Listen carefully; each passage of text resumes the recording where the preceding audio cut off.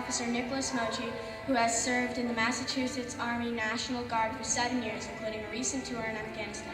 He has also served as a Cambridge police officer since 2003 and earned a college degree in criminal justice. In August, Officer Mochi and several other Cambridge police officers ran into a burning building and saved 3 people caught in the 3-alarm fire. In Officer Mochi's words, "We just did our jobs." Please welcome Officer Mochi.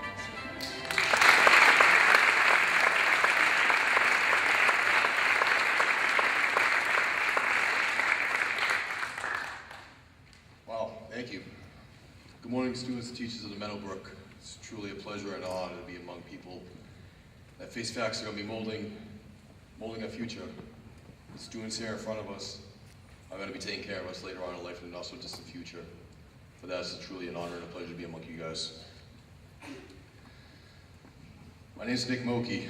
About 6-7 months ago, I returned from Afghanistan and came back to the United States for a 10-month tour of duty in Kabul, which is deemed a combat zone. There were good times there, there were bad times there. It was tough. I miss my friends, my family, familiar faces, familiar sounds, sidewalks, indoor plumbing, pizza delivery, and more importantly, Boston sports. It just wasn't over there. Upon my return, Mr. Sullivan, Sully we call him, he introduced me to the program. And let me tell you, it's an honor to talk about it. It's an amazing program, and hopefully I can do it justice to explain to you why it is. Everybody knows or has heard of what the Wounded Warrior Project is, the unmistakable logo, but it goes beyond cool fundraisers, cool activities, and the snazzy t-shirts and hoodies that you guys see all around. Hopefully I can explain why. When I came home, I was enrolled as a Wounded Warrior Project alumni, and they told me that it takes time to adjust. Coming back home, you have one thing in mind. You just want to come back home to your friends and your family. We spent a long time over there doing our job. We got it done, and we just wanted to come back home. But man, when I came back home, was I wrong? Took the whole adjustment thing, they were right. Best way I can describe it is, when you come home, think of it as Christmas morning. You're going downstairs, and you get the one gift that you wanted. But even better than that, you get all the accessories that came with. Nobody in this room just wants one Xbox game, I guarantee it. Everybody wants at least 2 or 3 of them. That's what it was like to come back home.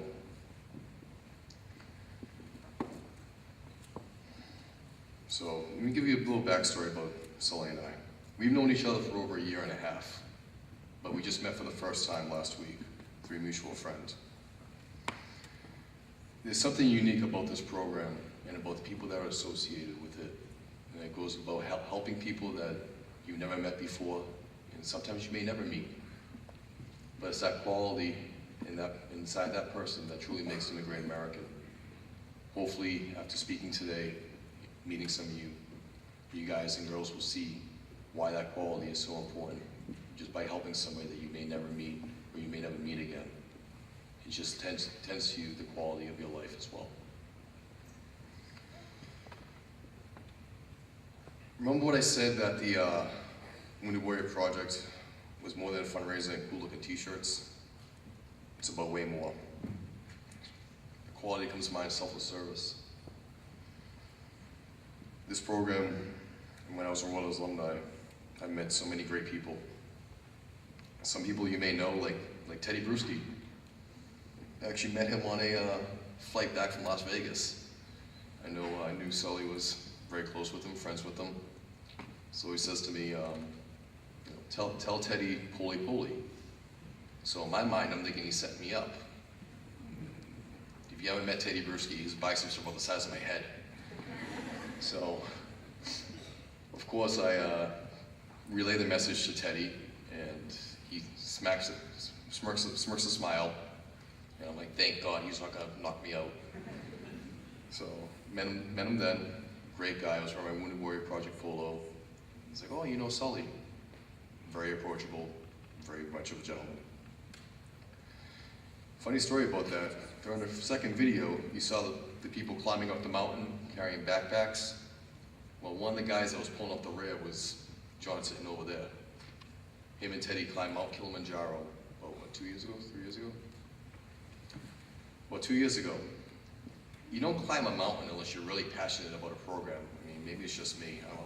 I'm lucky I'll run maybe 3 miles, 4 miles, but to climb a mountain, you know that this program means a lot to people if they're willing to climb one of the highest peaks in the world. And they did. There's a picture on the Wounded Warrior Project website of them on the summit of Mount Kilimanjaro. Truly amazing. And they raised awareness for this great program. Some other guys that you may not know, but they're very important to me, like Kyle Hicks, Jake Murphy, and Chris Coates. Those guys are my friends, and I met them almost a couple of months ago during what's called a soldier ride. Basically, it's a 75-mile bike ride, nothing major. Over the course of a weekend, though. Just rode bikes for 3 days, talking, trading stories, getting to know one another. And it's those relationships that I built that truly helped me get back to the person that I was before I left.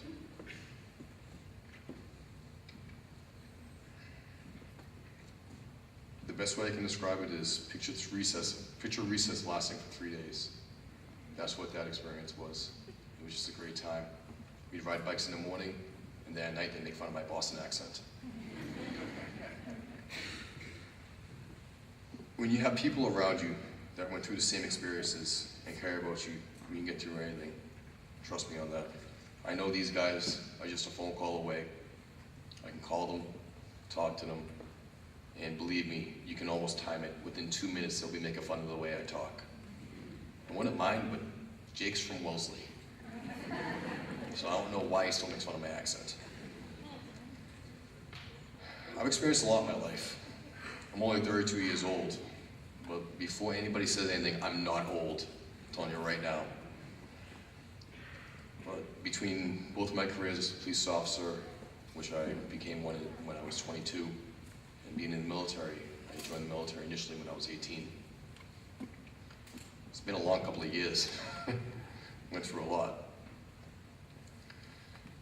Between going to foreign countries, my military job, and running to burning buildings, which I do not recommend unless you absolutely have to. Let the firefighters do it, please. They get paid to do that. But it's a lot. It's a lot to deal with.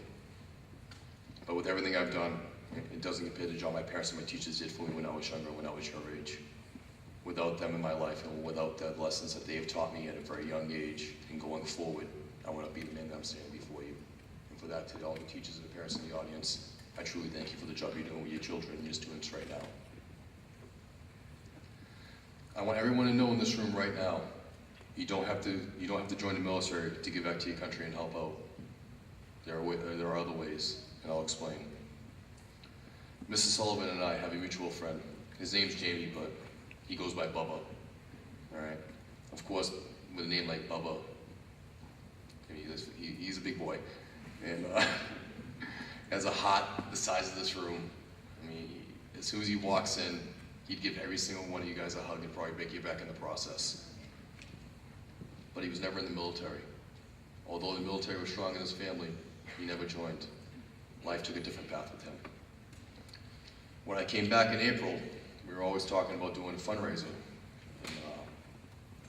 And, when I came back, obviously with Mrs. Sullivan being a mutual friend, figured, why not with the Wounded Warrior Project?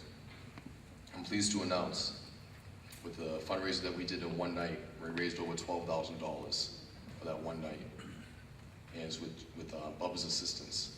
I'm sorry, I helped out Bubba that we did that. So please keep in mind that if you want to give back to your country, give back to your veterans. We are your veterans, and this is your country. You do not have to join the military.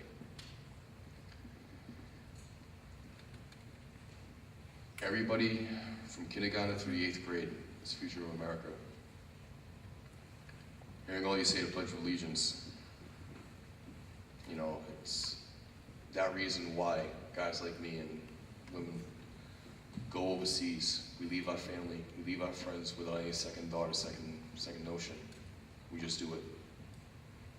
People ask me all the time, why did I volunteer to go back in the military? In 2001, I was one of the first units deployed after 9/11. We left approximately 24 days after the attacks on the Twin Towers. I got out of the military in 2007, out of the reserves in 2007. I came back in 2010 and volunteered for a deployment back to Afghanistan. Everybody always asks me, why did I do it? Every time that they ask me, I just have a smile on my face. And I explain to them, this country is all about choices. Regardless of what choice that you want to make, you still have a choice. Especially even right now, with the election that we just had, you're always hearing, the person I voted for didn't win, or the person I wanted to win didn't win. But you know what, you still had a choice, and that's what makes this country great. I choose to go back. I chose to go back. I volunteered to go back. And I knew what I was getting myself into. You can't imagine this world, this great country, and the word freedom just means something spray painted on a wall. I've witnessed it firsthand in other countries. That is not and will not happen here. You chose to support my fellow soldiers and myself going to war. And for that, I thank you. And for that, I will go to war for that. When I came back to the United States back in April, I'll never forget flying into Baltimore International Airport, getting off the plane, basically almost getting down to my knees, thanking God I was back in the United States in indoor plumbing. Thank God, I can take a normal shower. Never forget this little girl. She ran up to me, handed me an American flag. Didn't know who she was. I still to this very day don't know who she was. I think she was a Girl Scout. Ran up to me, couldn't have been taller than up to my waist. Wrapped her arms around my leg, gave me a huge hug, and he handed me a flag and said, "Thank you." I'll never forget that. And I'm gonna forget any of your unwavering support either. To the teachers, thank you for molding the future of America. And to the students, go and do the great things for this country. You can do it, and I believe in you. Trust me. Thank you.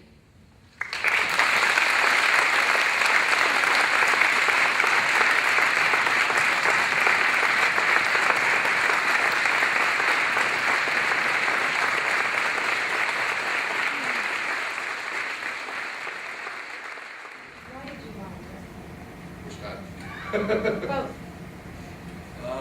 Well, the first time in 1999, I played college football. I know I look like a figure skater. I played college football. I lasted 1 year. My grades weren't great. I wanted a little bit more. It's one hell of a front porch. It really is. And you got guys and girls ever get a chance or opportunity to attend a function, an event, help out a veteran that is part of the Wounded Warrior Project, by all means. I'm not only speaking for myself, but also a lot of the other guys and girls. It does mean something when a complete stranger comes up to them and says, they've been home for 6-7 months now. So my whole family members are just now starting to see me around the neighborhood. My old friends, guys I went to high school with, started seeing me around the neighborhood. And they still say, welcome back. You've been back for almost 7 months now. It's still a little weird, but it does mean a lot.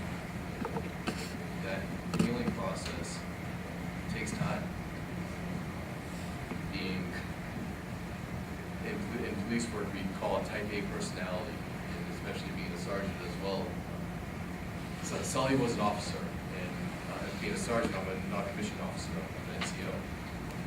We have a lot less patience than people in the military like Sully has.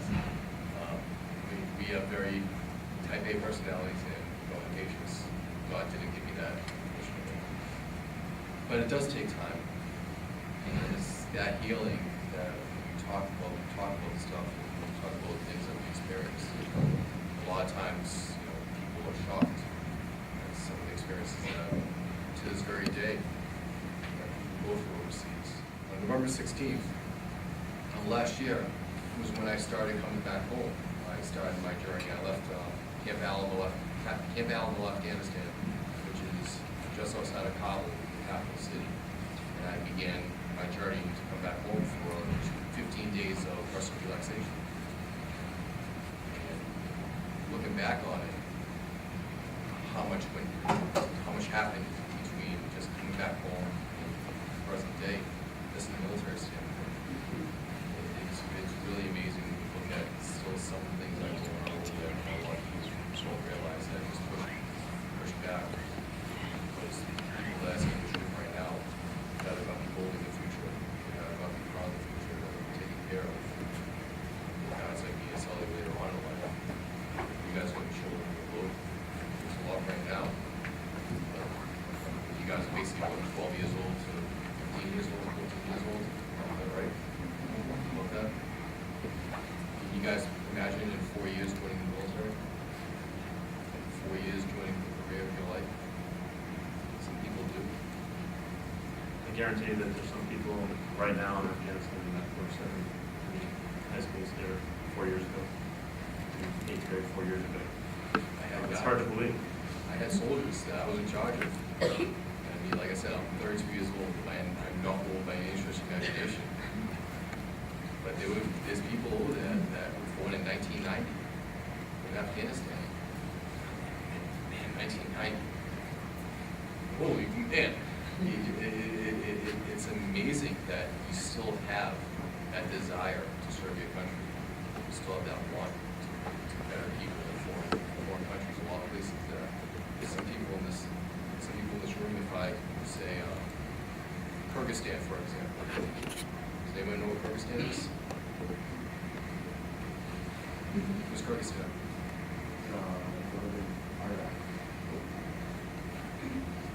It's a very large country northwest of Afghanistan. It's actually closer to Russia and China than it is anywhere else in the world. And that's where our staging port is for Operation Enduring Freedom, which is the war in Afghanistan. Some of the teachers told me you guys went to Arlington National Cemetery, you guys went to the wall. My grandfather was in, does anyone know where the Philippines is?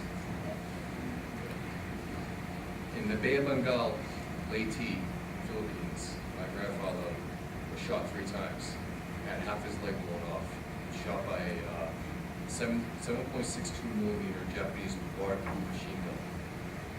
He got up, saved 3 guys with his platoon. He was one Bronze Star, one victory badge, with 3 Purple Hearts. His brother was on, does everyone know what Normandy is? Normandy, France? The invasion of D-Day. My uncle was on the cliffs in Normandy, the Rangers. We're on the 29th Infantry Division patch. The patch that I wore for 8 years in the military. I come from a military family. It just seemed right. Doing the same job that my grandfather did in the Philippines, my uncle did on Normandy. It's a different type of war right now. There's still a whole